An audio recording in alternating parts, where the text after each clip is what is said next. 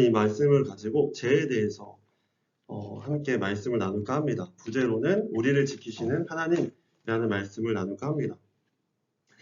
하나님께서 기뻐하시는 삶이란 아마도 하나님을 경외하고 죄를 멀리하고 주님을 기쁘시게 하는 삶일 겁니다. 그럼 어떻게 해야 할까요? 바로 죄를 짓지 않기 위해 죄와 싸워 이겨야겠죠. 그리고 하나님의 기뻐하시는 뜻대로 살기 위해 부단히 노력해야 할 것입니다. 그러기 위해서 우리는 죄를 알아야 합니다. 그런 의미에서 오늘은 죄에 대해서 그리고 어떻게 하나님께서 죄에 대해서 우리를 지키시고 계신지 함께 살펴볼까 합니다. 그럼 죄는 무엇일까요? 죄는 무엇일까요? 뭐라고 생각하십니까? 하나님의 길에서 떠난. 네, 하나님의 길에서 떠난 거가 죄이죠. 정답이죠. 그런데 우리가 흔히들 잘 아시는 것과 같이 꼭 우리가 죄는 무엇일까라고 말을 하지 않지만 우리가 다 알고 있는 것이 바로 죄일 것입니다. 예를 들어서 흔히 사람들에게 피해를 주는 행동 혹은 도덕적으로나 윤리적으로 혹은 법적으로 문제가 되는 행동들을 행하는 것들을 특별히 범죄 혹은 죄라고 하죠. 여기에 더해서 구약 성경에서는 흔히 십계명으로 비롯한 율법을 어기는 것을 죄라고 합니다. 우리가 잘 아시는 것처럼 십계명에는 여러 가지 말씀들이 나오죠. 하나님의 뜻대로 하나님을 사랑하는 것, 우상을 섬기지 않는 것, 그리고 안식일을 거룩하게 지키는 것, 그리고 부모님을 사랑하는 것, 그리고 절도하지 않는 것, 그리고 성적인 죄를 짓지 않는 것, 그리고 남의 것을 빼앗지 않는 것, 거짓말하지 않는 것들, 그런 것들을 하지 않는 것, 그리고 하나님 뜻대로 살지 않는 것이 죄인 것이죠. 여기에 더해서 신약 성경에서 예수님께서는 너희의 마음으로 품은 것까지 모두 죄다라고 말씀하고 있으니 정말로 우리가 이 세상을 살아가는 동안 죄를 짓고 살지 않는 것이 정말 쉽지 않은 것을 우리가 말씀을 통해서 알 수 있는 것입니다. 그럼 왜 우리가 죄를 짓지 말아야 할까요? 바로 따라해 보실까요? 죄를 지으면 엄청난 대가를 치르기 때문입니다. 아멘이시죠? 그런 의미에서 우리가 죄를 짓지 말아야 하는 것입니다. 그런데 죄를 짓지 말라고는 우리가 많이 설교를 들어봤지만 저 또한 그런 설교를 많이 들어봤지만 어떻게 하면 죄를 짓지 않을 수 있는지 그리고 어떻게 하면 죄를 짓게 되는지에 대해서는 우리가 잘 말씀을 못 들어본 것 같습니다. 그래서 오늘은 구체적으로 어떻게 하면 죄를 짓게 되는지 그리고 어떻게 하면 우리가 죄를 짓지 않을 수 있는지 그래서 하나님의 뜻대로 기쁘게 살아갈 수 있는지에 대해서 함께 나누어 보는 시간을 가지면 좋겠습니다. 그래서 저는 그런 자료를 찾아보는데 하나님께서 은혜로 좋은 책을 소개시켜 주시더라고요.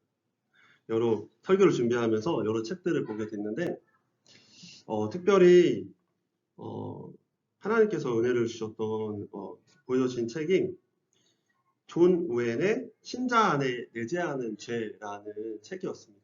아시는 분들도 아실 터인데 존 우엔이라는 분은 17세기 특별히 1616년에서 1683년 동안 사셨던 영국의 청교도 신학자 특별히 종교개혁 이후에 정말 복음적으로 믿음으로 사셨던 그러한 분 중에 한 분이신데 그분이 특별히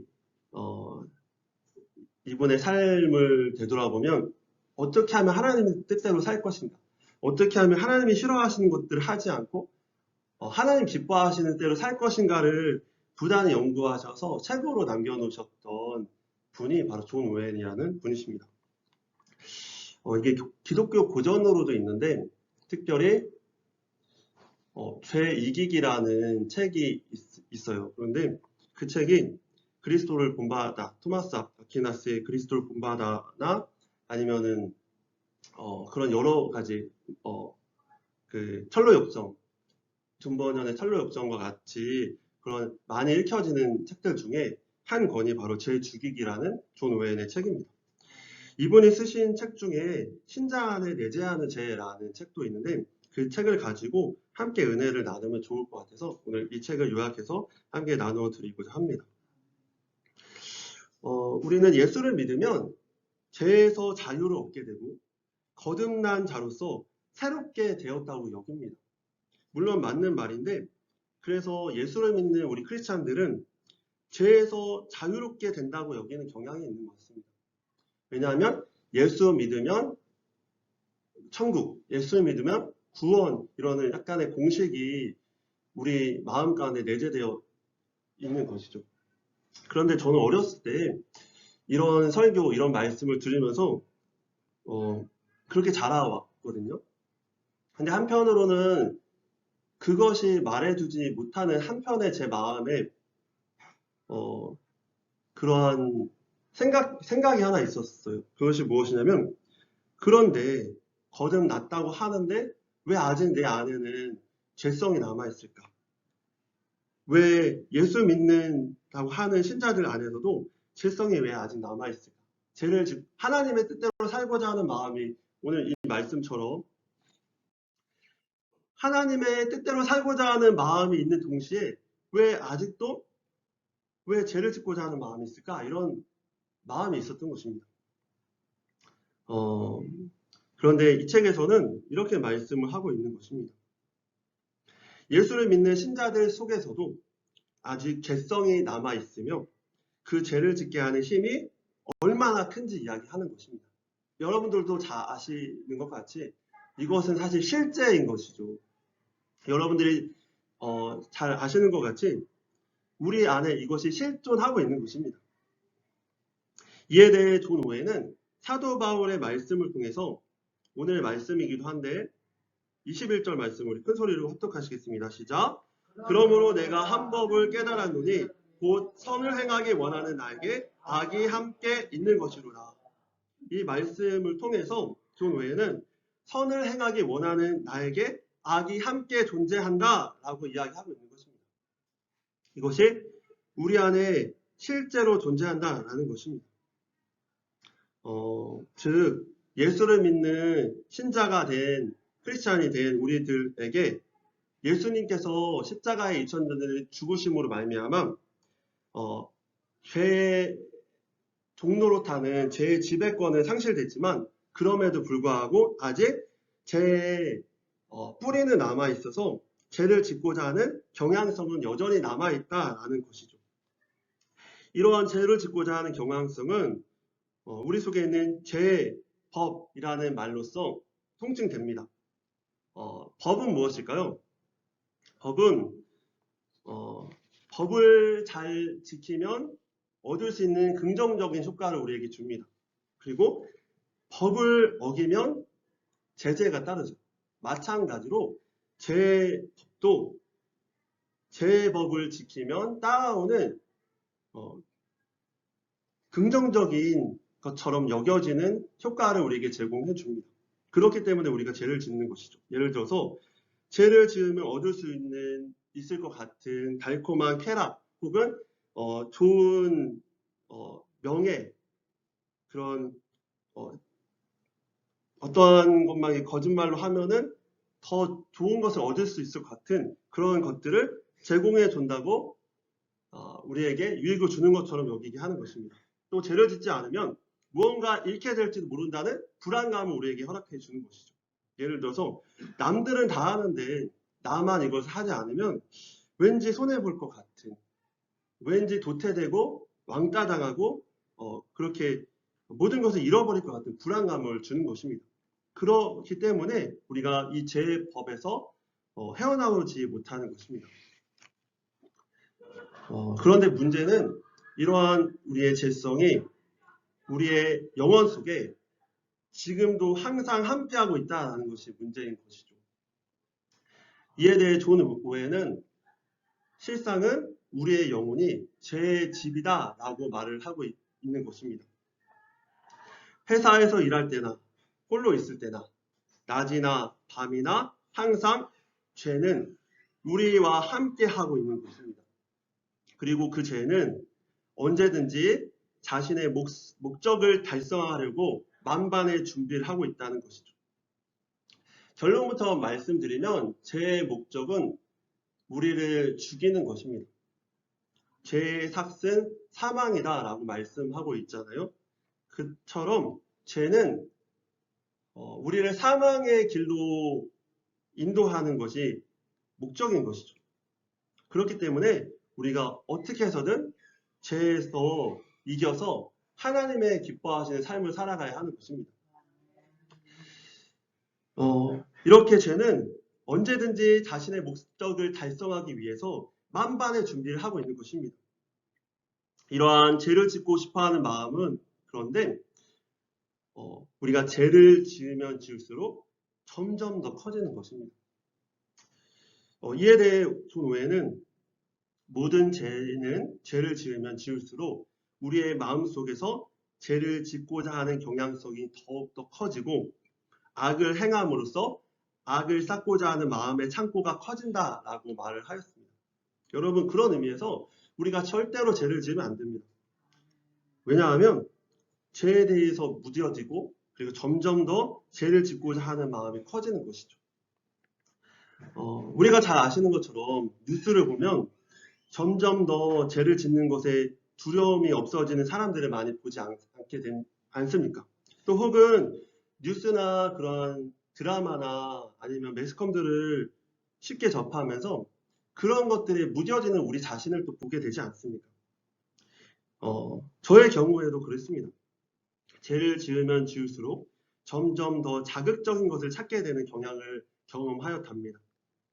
제가 이렇게 말씀드린 이유는 존 오웬이 말하는 이 죄에 대한 이야기가 단순히 관념적인 이야기가 아니라 정말로 나의 삶 속에 그리고 우리의 삶 속에 엄청난 무서운 엄청난 영향력을 주는 실제적인 이야기라는 말씀을 드리고 싶어서 제 이야기도 곁들여 말씀드린 것입니다. 여러분, 그런 의미에서 정말로 죄를 멀리 하셔야 합니다. 그것이 여러분과 제가 정말로 살 수 있는 길이기 때문입니다. 존 오웬은 우리의 마음속에는 우리의 원수가 거하고 있다라고 말씀을 하고 있습니다. 그리고 이러한 우리의 마음속에서 죄는 한평생 하나님을 대적하는 반역을 획책하고 있다라고 말씀하고 있는 것이죠. 때로는 우리가 하나님을 간절히 붙잡을 때 죄성이 힘이 약해져서 우리가 승리한 것처럼 보이지만 잠깐만 방심하면 더욱더 죄성이 가득 차게 되어서 계속 하나님의 뜻이 아닌 내 뜻대로 하려고 하는 그런 마음들로 우리를 끝까지 공격하는 것입니다. 이에 대해 존 오웬은 우리의 마음속의 죄성은 전쟁터에 있는 원수와 같다라고 말을 하였는데, 문제는 이 싸움이 이 세상을 우리가 사는 날 동안 우리가 죽을 때까지 절대로 끝나지 않는다라고 말씀하고 있는 것이죠. 정말 비극적이죠, 그죠? 그런데 그런 의미에서 존 오웬은 끝까지 우리가 깨어 있어서 죄를 대적해야 한다라고 말씀하고 있는 것입니다. 죄를 이기는 방법은 끝까지 깨어서 죄를 대적해야지만 이길 수 있는 것입니다. 왜냐하면 죄성은 계속 살아나려고 하나님과 대적하게 만들려고 우리 안에 계속 내재되어 있기 때문인 것입니다. 그럼 우리 속에 내재하는 죄의 본성은 무엇일까요? 우리 속에 내재하고 있는 죄의 본질적인 속성은 바로 따라해 보시겠습니다. 하나님을 적대시하는 마음, 곧 적의입니다. 적의라는 말은 하나님과 원수됨을 말합니다. 하나님을 끝끝내 적대시하는 마음인 것입니다. 이에 대해 로마서 8장 7절 말씀에는 이렇게 말씀하고 있는데, 결코 이러한 적의를 가지고는 하나님과 화해할 수 없다라는 이야기를 하는 것입니다. 이렇게 죄성, 즉 하나님을 적대시하는 마음은 크게 두 가지로 나타납니다. 따라해 보시겠습니다. 하나님에 대한 모든 것에 대한 반감, 또 하나는 하나님에 대해 대적하는 모든 것. 즉 반감이란 우리의 마음에서 하나님의 뜻대로 살지 않고 그냥 내 마음대로 내 뜻대로 살고 싶어 하는 그런 마음이 바로 반감인 것입니다. 우리의 마음의 태도인 것이죠. 대적은 그걸 실제로 행하는 것입니다. 내가 하나님에 대한 반감, 하나님의 법보다 이 세상 법, 내 생각, 내 뜻대로 하는 게 더 성공할 것 같고 더 유익할 것 같은 그런 생각을 갖는 게 반감이라면 그렇기 때문에 하나님보다 내가 더 높다. 하나님의 생각보다 내 생각이 더 좋다. 하고 하나님을 대적하는 것이 실제적인 행동의 대적인 것입니다. 하나님에 대한 반감이란 하나님과의 교제의 근간이 되는 의무를 태만히 여기는 것. 즉, 기도 생활, 말씀 생활, 그리고 예배 생활, 그리고 거룩한 삶을 살아가는 것, 죄를 무겁게 여기는 것, 이런 것들을 태만히 여기게 하는 것이 바로 반감인 것이죠. 때로는 의무에 실증내는 것, 우리가 해야 될, 마땅히 해야 될 의무를 실증내는 것, 열심히 일하고 열심히 회사일, 직장일, 가정에서의 우리 아이들을 돌보는 일, 태만히 여기는 것, 그리고 교회 생활, 정말 하나님의 뜻대로 살아가는 그 모든 것들을 태만히 여기고 실증내는 것, 때로는 우리의 욕심의 정욕에 빠지는 것, 또한 의무를 형식적으로 이행하는 모든 것이 반감의 뿌리에서 나오는 것이라 할 수 있을 것입니다. 그런 의미에서 이러한 죄성을 이기기 위해서는 주님과의 친밀한 교제가 정말로 중요한 것입니다. 네, 다시 한번 말씀드리겠습니다. 이러한 죄성을 이기기 위해서는 주님과의 친밀한 교제가 정말로 중요한 것입니다. 그래서 사실은 믿음의 분들이 기도 생활, 말씀 생활, 묵상하는 삶, 하나님의 뜻대로 걸어가는 삶을 강조하시는 이유는 그것이 하나님과의 친밀한 교제가 우리가 정말로 하나님 안에서 행복하게 살아갈 수 있는 비법이기 때문에 그렇게 말씀을 드리는 것입니다. 그런 의미로 우리가 정말로 하나님과의 친밀한 교제를 점점 더 더해가셔서 정말 우리가 그 세상의 어떤 사람들보다 정말 가장 하나님과 가까운 사람이라고 자랑할 수 있는 우리 모든 성도님들, 저와 모든 성도님들이 되시길 축복합니다. 이러한 반감은 때로는 우리의 정서 속에서 나타납니다. 제가 예를 들어서 신학교 책 볼 때 하나님에 대해서 서운한 감정이 올라왔던 적이 있습니다. 하나님 저 친구들의 기도는 잘 들어주시는 것 같은데 나는 왜 이렇게 힘들고 나는 내 기도는 안 들어주시는 것 같고 나를 사랑하시지 않는 것 같은 서운하네 이런 마음이 드는 겁니다. 책 볼 때. 그때 어떤 마음이 들겠습니까? 예배를 드리고 싶을까요? 하나님에 대해 서운한 마음이 있는데 예배를 드리기 쉽지 않겠죠. 그래서 그냥 건성으로 앉아 있는데 그때 제 앞에 후배도 제가 친한 후배는 아니었는데 제 앞에 저보다 학번에 하나가 아래에 있는 그 후배도 저와 똑같이 한쪽 다리를 이게 꺾고 책 볼 때 앉아서 옆에 있는 친구랑만 이야기하는 겁니다. 그래서 나랑 똑같은 애가 한 명 더 있네. 마음 편하게 있었죠. 그래, 서운하네 이러면서 있었던 겁니다. 그런데 갑자기 제 앞에 있는 그 후배가 그런 태도로 예배를 드렸던 아이가 갑자기 몇 초가 안 지났어요. 한 3초 지나는데 태도를 바꿔서 정말 간절한 마음으로 하나님 찬양하는 거예요. 배신한 거예요. 그 친구요. 저를 배신한 거예요. 근데 그때 하나님이 깨닫게 하신 게 불현듯 탁 스치는 생각이 무엇이었냐면 반대정신이라는 단어였어요. 반대정신. 우리에게는 때때로 우리의 정서 속에서 하나님에 대한 서운한 감정, 사실은 사단이 주는 생각이죠. 왜냐하면 하나님은 무한한 사랑으로 자신의 아들을 주시기까지 우리를 엄청난 사랑으로 사랑하신 분이시잖아요. 다른 걸 주시지 않는다고 할지라도 이미 우리에게 모든 걸 주신 분이시잖아요. 그렇다면은 서운한 감정이 들 수가 없는 건데, 그런 마음으로 우리의 죄성이 우리를 하나님에 대한 반감을 정서 속에 넣어 놓는 것입니다. 근데 그때 우리가 그런 부정적인 감정이 올라올 때 때로는 설교를 들으실 때 저 목사님 왜 이렇게 설교가 길지? 왜 이렇게 말을 못하지? 왜 버벅거리지? 이럴 때일수록 더욱더 반대 정신으로 저를 바라보지 말고 하나님을 간절히 바라보심으로 더 뜨겁게 예배하는 것, 이것이 하나님을 적대시하는 반감을 이길 수 있는 방법인 것입니다. 또 때로는 지성적인 영역에서도 하나님에 대한 반감의 태도가 나타나는 것입니다. 그런데 그럴수록 우리는 거룩한 마음을 품고 꾸준히 우리의 영혼을 지켜야 이러한 반감을 이길 수 있는 것입니다. 예를 들어서 우리는 감기에 걸리기 전에 독감이 유행한다고 말을 할 때 예방 주사를 맞습니다. 마찬가지로 우리가 이러한 반감이 들기 전에 미리 예방 주사를 맞는 것처럼 예배 생활, 말씀 생활, 기도 생활을 성실히 수행해야 하는 것입니다. 늘 깨어 있어야 하는 것입니다. 그리고 절대로 죄를 범하지 말아야 하는 것입니다.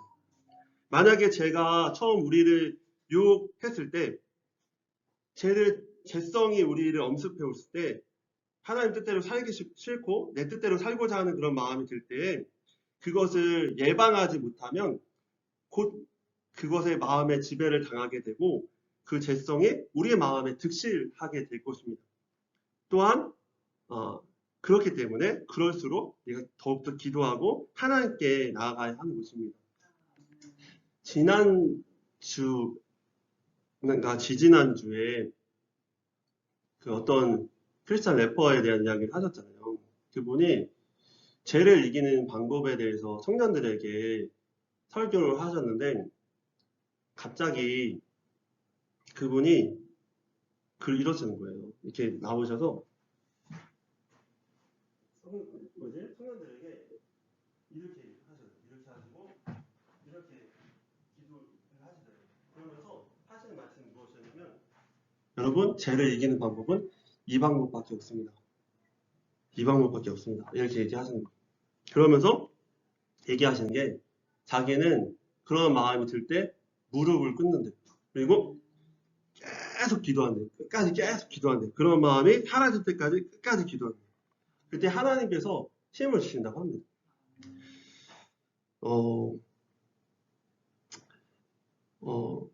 여러분 예배 생활, 교회 생활, 교회 출석 등을 소홀히 여기지 말고 잘 나와야 합니다. 저는 영적으로 힘들 때마다 저를 지켜주는 시간들이 있었답니다. 바로 매일 아침 기도, 수요 예배, 금요 기도회, 주일 예배 등이었습니다.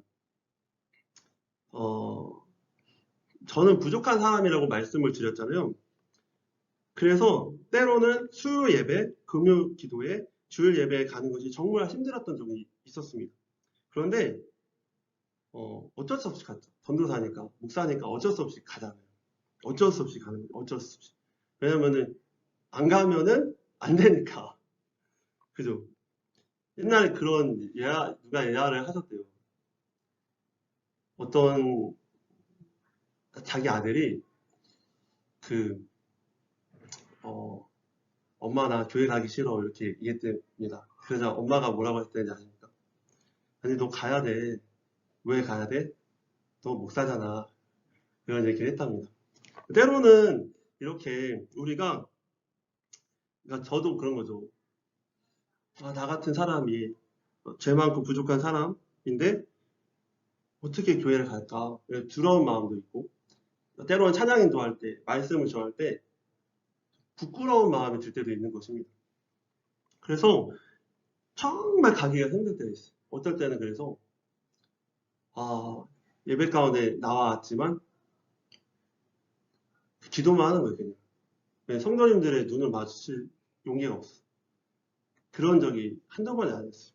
제가 부끄럽지만 하나님 뜻대로 잘 못 살았던 부분이 많이 있거든요. 그래서 그렇게 기도하는데 그러면 신기하게 그날 그 억지로 갔던 그 예배 가운데 하나님이 엄청난 은혜를 부어주신 거예요. 아, 그래서 다시 정말 힘들었고 정말 자격이 없다는 생각을 들 때도 있었고 그런 마음이 들 때 하나님께서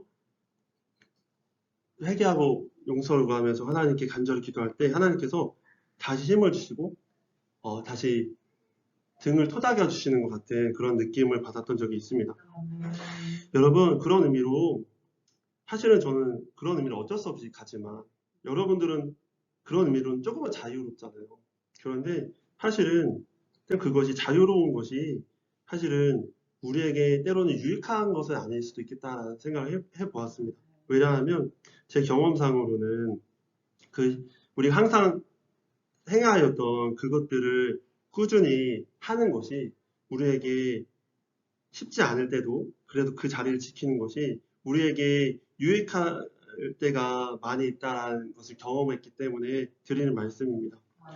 여러분 그런 의미로 우리가 반감의 마음이 들 때, 때로 하나님을 대적하고 내 뜻대로 살고 싶어하는 그런 마음이 들 때 오히려 겸손한 마음으로 그 자리를 지키시고 주님께로 더욱더 달려나가셔서 무릎 꿇고 회개하더라도 정말 하나님을 놓는 자리는 거기 가지 마시고 정말 교회로 억지로라도 달려오시는 우리 모두가 되시길 축복합니다. 그러면 하나님께서 충만한 은혜로 여러분들을 덮으실 것을 확신합니다.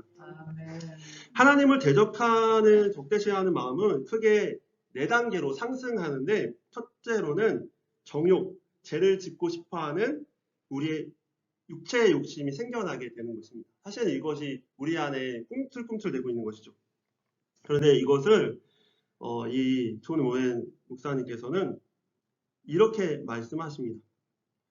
이것은 마치 강물과도 같다라고. 강물.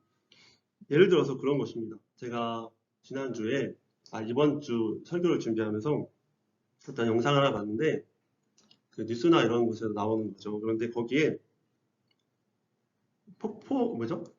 비 올 때 그 계곡을 가지 말아야 될 이유가 있는 거예요. 근데 계곡을 가지 말아야 될 이유인데 처음에는 물이 잔잔히 흘러요. 그래서 보면은 그냥 애들이 놀아도 될 것 같은 그런 그 계곡에서 있는 거예요. 근데 그 옆에 계곡 그 위에 돌덩이들 있잖아요. 돌덩이들이 하나씩 엄청 많은 돌덩이들이 조금씩 내려와요. 결국에는 그 돌덩이들과 함께 폭포수와 같은 물들이 그 계곡을 덮쳐버립니다.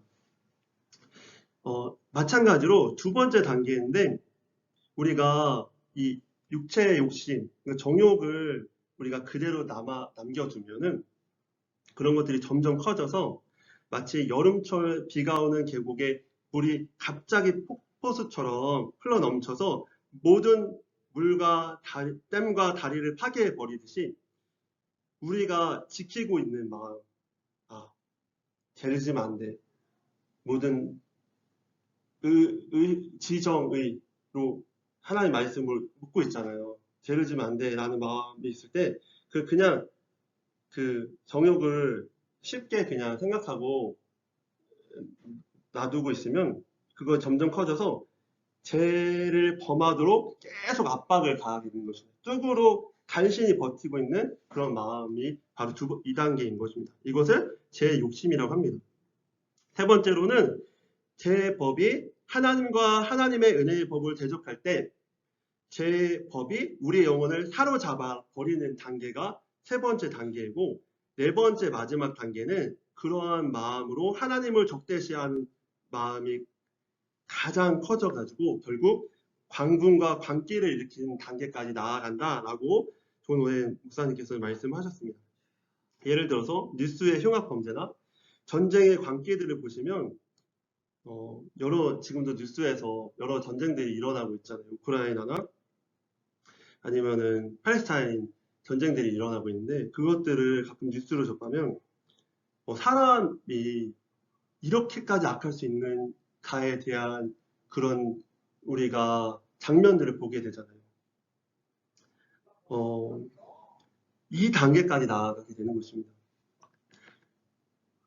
그러므로 우리가 모든 죄라면 생각조차도 죄된 생각을 품지 말고 회개하여서 하나님 제가 이런 생각을 범했습니다. 용서해 주세요 라는 죄된 생각조차도 회개하고 그래서 털어버리고 죄된 생각이나 작은 죄까지도 짓지 않도록 날마다 하나님께 우리의 마음을 쳐서 복종해야 하는 것입니다. 왜냐하면 죄는 점점 커지고 결국에 죄의 열매를 맺게 되어 있기 때문인 것입니다. 그러므로 날마다 죄된 생각을 멀리하고 날마다 주님과 동행하며 주님이 기뻐하시는 삶을 살아가는 우리 모두가 되시기를 축복합니다. 하나님은 때때로 이러한 하나님을 대적하고 죄를 지으려고 하는 우리의 죄성에 두 가지 은혜를 베푸셔서 우리를 죄를 짓지 않도록 막아주십니다. 첫째로는 막아주시는 은혜입니다. 예를 들어서 우리가 때로 하나님이 기뻐하시지 않는 것을 보려고 할 때 갑자기 인터넷 로딩이 걸리는 일들과 같은 것입니다. 근데 이것은 정말 주님의 은혜입니다. 혼자 있다면 죄를 짓기가 더 쉬울 것입니다. 그런데 그것을 막아주시는 것입니다. 이것이 하나님의 은혜인 것입니다. 그런데 만약에 하나님께서 죄에 대한 충동을 이길 수 있도록 그렇게 막아주셨는데도 그 즉시로 돌이키지 않고 끝까지 죄를 범한다면 어떻게 될까요? 정말 불행하겠죠. 그런 의미로 그 은혜에 감사하며 더욱더 하나님의 뜻대로 나아가야 하는 것입니다. 또 때로는 하나님께서는 우리에게 이성적인 생각으로 죄악의 무서운 결과를 깨닫게 하십니다. 낭떠러짐을 알면서 죽으러 가는 것은 정말로 어리석은 사람일 것입니다.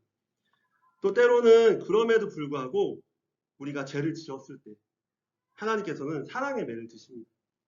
예전에 나이 드신 목사님들께서 하셨던 말씀이 사랑하시기 때문에 채찍을 드시는구나 라는 이야기를 하시잖아요. 그때 바로 돌이켜야 합니다. 안 그러면 죽을 수도 있습니다. 또 우리 안에 있는 죄성은 속임을 통해서 하나님을 대적해 우리로 죄를 짓게 만듭니다. 먼저 우리 안에 내재하는 죄성은 우리의 지성을 공격합니다. 아담과 하와의 그 선악과의 사건을 아시죠?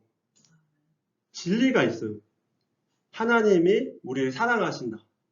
그런데 사단은 그 사실 진리를 어그러뜨리고 하나님이 널 사랑하시면 그것을 먹으라고 하셨을 거다. 이렇게 속이는 것이죠. 그리고 사실이 아는 것을 사실인 것처럼 속입니다. 이걸 먹으면 너가 하나님처럼 된다. 이렇게 속이는 것이죠. 이단도 그렇죠. 그리고 여러 매스컴이나 여러 정보들도 진리를 왜곡하고 속이는 것입니다. 이로 인해서 우리의 지성을 마비시켜 버리는 것이죠. 동성애, 낙태, 간통법 폐지 등으로 이것들이 죄가 아니다 라고 속이는 것이죠. 실상은 죄이지만 죄가 아니다 라고 속이는 것입니다. 이러한 죄의 속임의 첫 번째 단계는 우리의 생각을 우리가 하나님 안에서 마땅히 해야 할 것들을 못하게 속이는 것입니다. 법적으로 죄가 아니게 되어 버렸기 때문에 그것을 수행해도 뭐라고 할 사람이 없는 것이죠.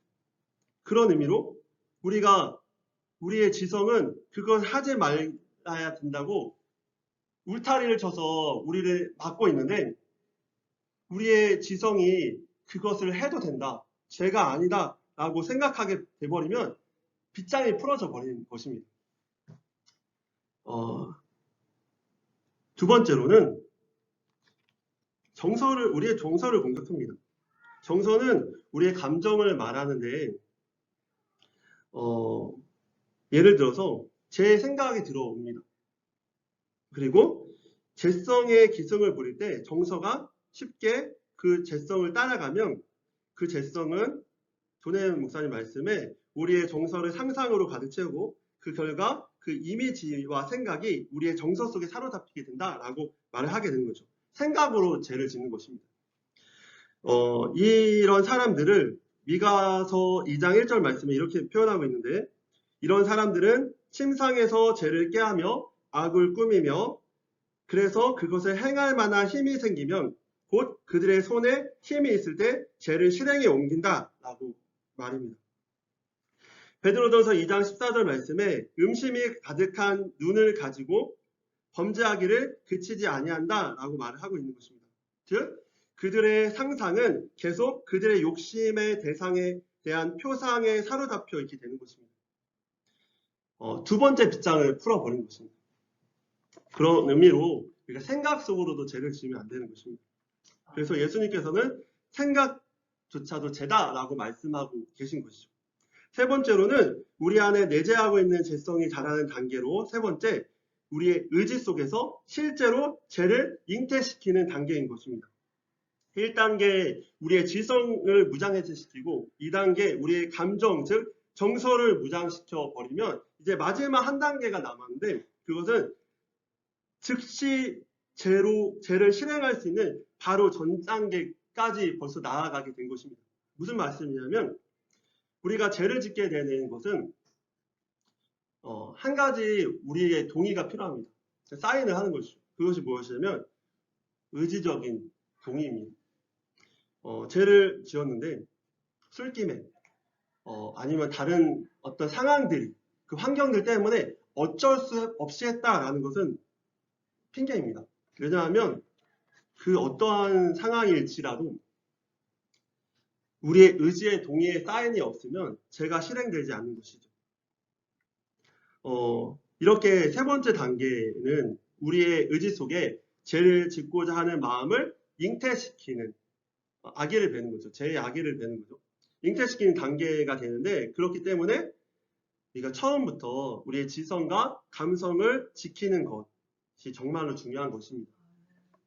그런데 오늘날 매스컴 등이나 포스트 모던주의 사상 혹은 법과 사상으로 하나님의 법으로는 이것이 죄인데 그것들을 무장해제시켜 버린 것들을 우리가 많이 보게 됩니다. 그로 인해서 우리의 지성과 감성이 많이 무뎌져 있음도 느낍니다.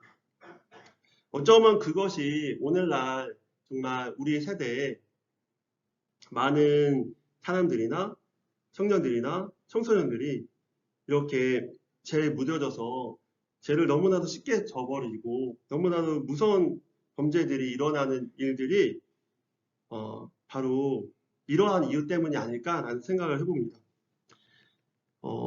이것은 우리의 마음의 문을 활짝 열어놓은 상황과 같은 위험한 상황인 것입니다. 오늘날 우리 많은 사람들이 사실 이렇게 죄에 너무나도 무뎌져 있어서 죄에 대해 문을 활짝 열어놓은 상태의 시대를 살고 있는 것 같은 느낌을 받습니다. 그럴수록 우리가 정말 더욱더 마음을 단단해서 우리의 생각과 우리의 지성과 감정을 지키는 우리 모두가 다 되었으면 좋겠습니다. 이렇게 세 번째 단계는 우리의 의지와 죄를 잉태하는 단계인데 잉태된 죄를 낳기 위해서는 우리의 의지적인 동의가 필요하다고 말씀드렸습니다. 그런데 사실은 이 설교를 준비하면서 이 단계까지 책을 읽는데 그런 마음이 들었습니다. 하나님께 너무 죄송하다 그런 마음이었습니다. 사실은 하나님께서 우리의 지성과 감정과 의지를 주신 이유가 죄를 지으라고 주신 게 아니잖아요. 사실은 그것들을 안 주셔도 되잖아요. 하나님. 그렇죠? 우리를 동물처럼 식물처럼 아니면 우주의 모든 그 피조물처럼 자유의지라고 하는데 자유의지를 빼앗고 그냥 하나님이 시키신 대로 순종하는 사람으로 만드시면 되잖아요. 그런데 우리에게 지성과 감정과 의지를 주셨다는 것은 하나님께서 우리에게 원하시는 일이 있지 않으셨겠습니까? 그것을 하지 못했던 게 너무 부끄럽고 너무 죄송하다는 그런 마음이 들었습니다. 여러분, 우리가 이렇게 죄에 대해서 배우고 있지만 그런 의미로 기왕이면 하나님께서 주신 이 생각과 지성과 감정과 우리의 힘과 우리의 의지, 사실은 우리의 힘도 의지도 선한 힘과 선한 의지도 할 수 있는 힘도 하나님이 주시지 않으면 할 수가 없어요. 왜냐면은 세상에 많은 사람들 보면은 사실은 쓰레기집이라고 하잖아요. 쓰레기를 치울 수 있는 힘도 의지도 없는 거예요. 그런 사람들도 너무 많은 거예요. 그냥 운동장 외톨이라고 하잖아요. 밖으로 나아갈 수 있는 의지도 힘도 없는 거예요. 하나님이 주시는 것입니다. 우리의 힘과 의지도. 그것을 그런 의미로 하나님께서 우리에게 주셨다면 정말로 그 의지를, 우리의 힘을, 생각을, 감정을 선용해서 정말 하나님이 기뻐하신 뜻대로 정말 하나님께 올려드리는 우리 모두가 되셨으면 좋겠습니다. 마지막 4단계는 제 실행인데 제 실행의 단계까지 가면 정말로 우리의 삶 가운데 비극적인 삶이 일어납니다. 비극적인 결과가 일어납니다.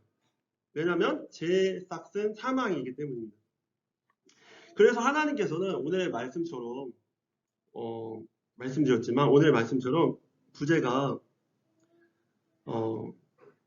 하나님의 은혜라고 말씀드렸잖아요. 하나님께서 우리를 지켜주시고 보호하시는 은혜라는 말씀을 드렸는데 여기에 하나님의 은혜가 있습니다. 여기에 하나님의 보호하심과 지키시고 계신 주님의 은혜가 있습니다. 우리가 의지적으로 사인을 동의했습니다. 그럼 결국 실행만 남았는데 그때 하나님께서는 이 실행 혹은 죄를 짓고자 하는 잉태된 죄를 유산시켜 주시는 은혜를 허락해 주십니다. 하나님께서는 온갖 방법을 동원해서 제 실행을 맡고 계십니다. 지금 우리의 이 시대 가운데서도 우리의 생각들 가운데서도 사실 이렇게 말씀을 전하게 하시는 것도 제 실행을 맡게 하시기 위한 하나님의 놀라운 섭리와 은혜가 아니겠습니까? 이 세상이 정말 그럼에도 불구하고 하나님의 은혜로 돌아가는 것은 하나님의 섭리와 은혜, 보이지 않는 하나님의 섭리와 은혜가 개입되어 있기 때문에 우리가 이 세상에서 그래도 아름답게, 그래도 건강하게, 그래도 주님의 보호하신 가운데 안전하게 살아갈 수 있는 것입니다. 그것이 하나님의 은혜인 것이죠. 하나님의 때때로 이러한 잉태된 죄를 낳지 못하게 하시기 위해 악인의 생명을 거둬가십니다. 예전에 누구한테 들었는지 기억이 잘 안 나는데 동네에 아는 분이 계셨대요. 그 아는 분은 아내를 버리고 바람을 피웠답니다. 그런데 결국 그 바람을 피웠던 남편이 교통사고로 죽었답니다. 여러분, 이것이 이 세상에 죄가 관영하지 못하게 하기 위한 하나님의 방법 중 하나인 것입니다. 여러분, 죄를 지으면 죽습니다. 죄를 지으면 안 됩니다. 여러분, 그런 의미로 절대로 작은 죄까지도 우리가 생각조차도 회개함으로 하나님께 온전히 나아가는 우리 모두가 되시기를 축복합니다. 또 하나님께서는 죄를 지을 수 있는 힘을 뺏어가셔서 죄를 못 짓게 하십니다. 예를 들어서 아까도 말씀드렸지만 권위 그리고 그런 상황에 놓이면 동의까지 했기 때문에 실행만 하면 되는 그런 상황들이 있는 것이죠.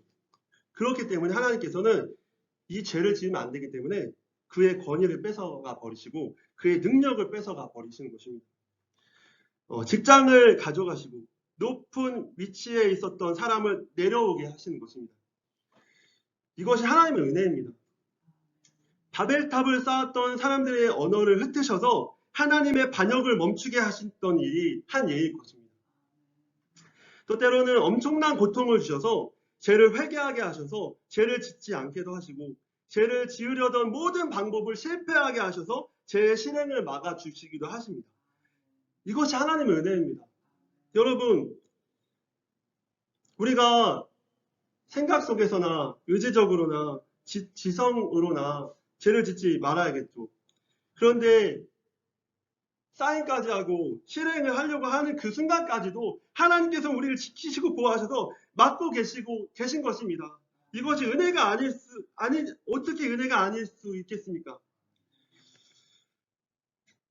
또 하나님께서는 외적으로 방해하는 힘을 일으키심으로 죄를 낳지 못하게 하십니다. 또 하나님은 잉태된 죄를 갖고 있는 사람들의 생각을 획기적으로 바꾸심으로 죄를 낳지 못하게도 하시지요. 여러분, 이것이 하나님의 놀라운 섭리와 은혜인 것입니다. 여러분, 하나님은 이처럼 지금도 우리 삶에 깊이 관여하고 계시고, 지금도 지키시고 계시고, 지금도 보호하시고 계시고, 정말로 좋으신 하나님이시므로 정말 우리를 엄청난 사랑으로, 정말 한 세대의 은혜로, 따뜻한 햇빛의 사랑의 은혜로 지금도 울타리를 쳐서 보호하고 계심을 우리가 믿으시기 바랍니다. 여러분, 그런데 어찌 우리가 이렇게 좋으신 하나님을 믿지 않을 수 있겠습니까? 여러분, 지금까지 우리는 우리 안에 죄성이 아직 남아있다라는 것을 배웠습니다. 그런데 설교를 마무리하면서 그런 생각이 들었답니다. 하나님께서 우리 안에 모든 죄성을 제거하실 수도 있는 전지전능한 하나님이신데, 그럼에도 불구하고 왜 우리 안에 아직도 죄성을 남겨주셨을까? 아마도 주님께서 우리에게 원하시는 일은 그 죄성을 이기고 우리가 하나님 앞에 의지적으로 서서 하나님께 영광을 돌리시길 바라시기 때문에 우리의 지성과 감정과 의지로 하나님의 편에 서는 것을 보기를 원하셔서 그렇게 하신 게 아닐까라는 생각을 하게 되었습니다. 여러분, 제 궁극적인 목적은 우리를 사망에 이르게 만들기 위함이라고 말씀드렸습니다. 여러분, 그래서 하나님께서 우리에게 헤세드의 은혜로 여러 기회를 주시지만, 그럼에도 불구하고 우리가 완고하게 죄를 지으면 여러 길로 막아주시지만, 그럼에도 죄를 지으면 결국엔 사망에 이르게 되는 것입니다. 왜냐하면 하나님이 죄를 막을 수 있는 유일한 길이 사망이니까. 죄를 무서워하지 않는 사람들, 그럼에도 바람을 피우는 사람들, 결국 교통사고로 사망했다라는 말씀을 드리지 않았습니까? 결국 이렇게 끝까지 죄를 무서워하지 않는 사람들은 결국 사망에 이르게 됩니다. 그것이 죄를 막는 길이기 때문인 것입니다. 그것이 죄의 궁극적인 목적이거든요. 죄의 삭은 사망이기 때문에. 여러분, 그러므로 우리가 사망에 이르게 하는 죄의 유혹에 빠져서 즐거워할 것이 아니라 오직 우리의 지성과 감정과 의지를 하나님께 드려 이 마지막 때에 정말로 하나님만 기쁘시게 해드리는 우리 모두가 되었으면 좋겠습니다. 다 같이 기도하시겠습니다.